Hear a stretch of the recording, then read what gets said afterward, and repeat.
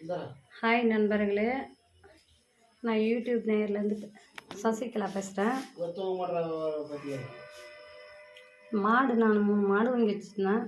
எங்கள் மாமியார் மாமனார் பிரச்சனை பண்ணி மாட்டை கம்பியால் அடித்து 1 மாதமாக போலீஸ் ஸ்டேஷன் நடந்துங்கிறேன்.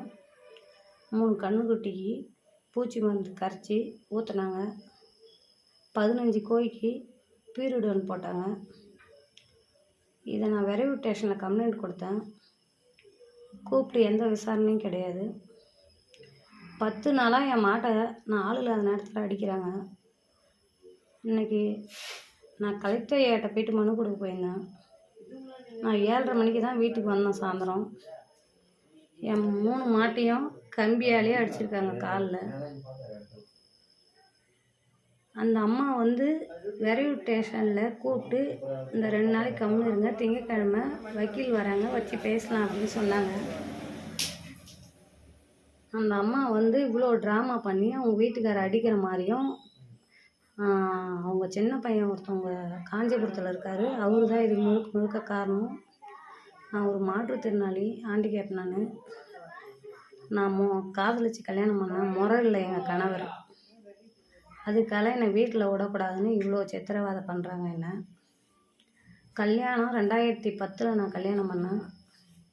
15 வருஷம் ஆகுது.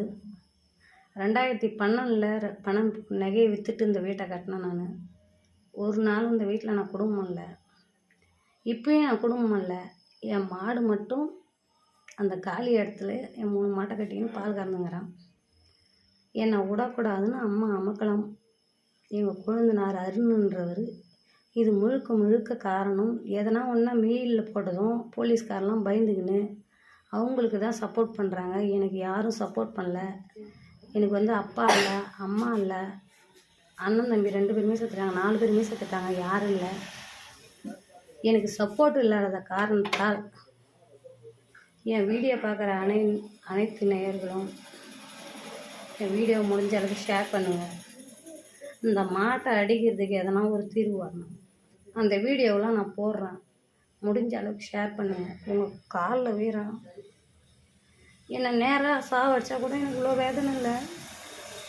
இப்போ 1 மாதமாக என் மாடு அவ்வளோ அவஸ்தைப்படுது. கடன் பிரச்சனையால் என் கணவரை வெளிநாட்டுக்கு அனுப்பிச்சிருந்தேன். அவரையும் வர வச்சுட்டாங்க ஊருக்கு. 1 மாதம் ஆகுது 3 வருஷம் படாத சித்திரவதைப்பட்டேன்.